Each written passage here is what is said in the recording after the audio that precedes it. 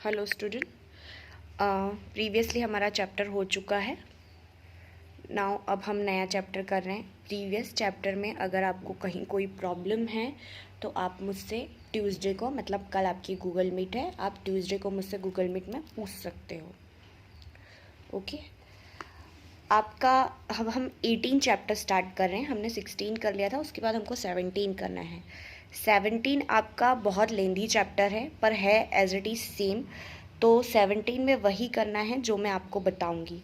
फ़िलहाल हम 18 chapter start करते हैं। 18 हमारा अगेन मोस्ट इम्पॉर्टेंट चैप्टर है, उसके बाद हमारा एक ही चैप्टर बचेगा। स्टार्ट करते हैं हम 18 chapter SQL function. SQL facility, SQL and PL SQL में कुछ फंक्शंस होते हैं जो हम देख रहे हैं। फर्स्ट है सिंगल रो फंक्शन और दूसरा है multiple row function. Single row नाम से ही समझ में आ रहा है कि वो सिंगल रो के लिए काम करेगा, और मल्टीपल यानी बहुत सारे रो के लिए। एसक्यूएल में हम जो भी काम करते हैं टेबल्स में करते हैं, और टेबल दो चीज़ों से मिलकर बनी होती है, रो और कॉलम। जो जब से हमने एसक्यूएल स्टार्ट किया है, कमांड स्टार्ट की, मैं आपको ये चीज़ बता चुकी हूँ। अब सिंगल रो क्या होता है? These are inbuilt function provided by SQL environment. Inbuilt का मतलब होता है ऑलरेडी एसक्यूएल में ये फंक्शन बने होते हैं। We can use only by name and there is no requirement to define. उनको हमको नेम के थ्रू यूज़ करना होता है, और उसकी कोई डेफिनेशन नहीं होती, क्योंकि वो पहले ही बने हुए होते हैं, तो उनको हमको समझाने की ज़रूरत नहीं होती। नेक्स्ट है multiple row function. Multiple row function क्या होता है? These are user defined function, मतलब इसको यूज़र खुद डिफाइन कर सकता है। अब वो यूज़र बना रहा है तो ऑब्वियस सी बात है कि उसको डिफाइन करेगा वो, क्योंकि कंप्यूटर में तो पहले से बने हुए नहीं हैं। ठीक है। Design PL SQL language. These block statement many have the multiples row. आप इसको बहुत सारी रोज में भी बना सकते हैं। अब सिंगल रो फंक्शन देखते हैं हम। Single row function have the inbuilt function है जो रो में काम करता है। अब उसमें भी बहुत सारे सिंगल रो में भी बहुत सारे फंक्शंस हैं। फर्स्ट हम देख रहे हैं कैरेक्टर फंक्शन। कैरेक्टर फंक्शन देख लेते हैं हम। These function are use to operate the character value. Character value रहती है इसमें, मतलब ए से जेड तक कैरेक्टर वही होते हैं।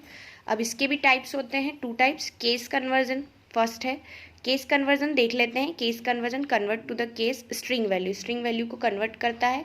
For example lower initcap upper is given the operation. Lower क्या होता है? लोअर का मतलब होता है लेटर्स को स्मॉल में लिखना। अपर का मतलब होता है उसको कैपिटल में लिखना।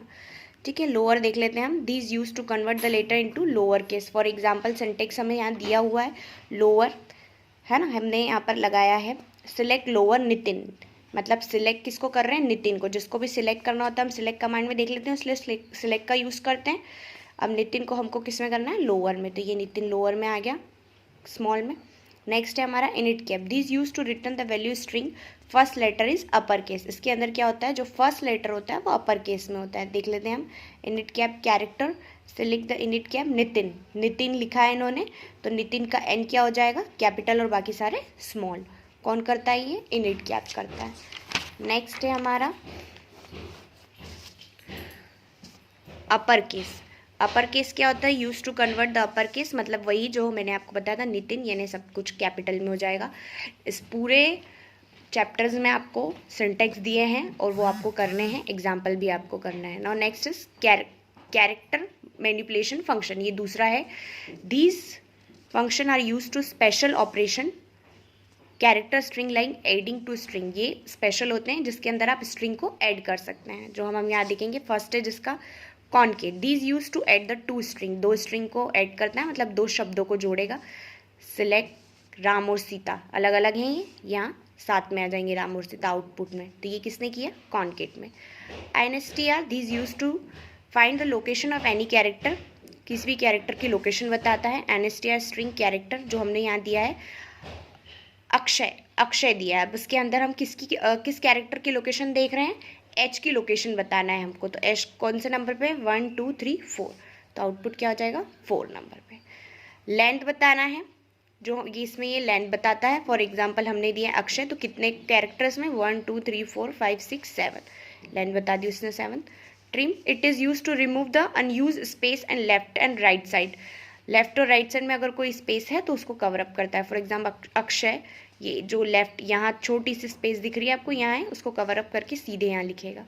सबस्टियर, it is use to piece of string called substr, piece of given the string start from the length Akshay 3 और 4, तो ये किसकी लेंथ लेगा? 3 और 4 पे कौन है? 1 2 3, तो क्या आ गया ये 3 पे SHAY, ये 3 और 4 पे जो है वो बता देगा।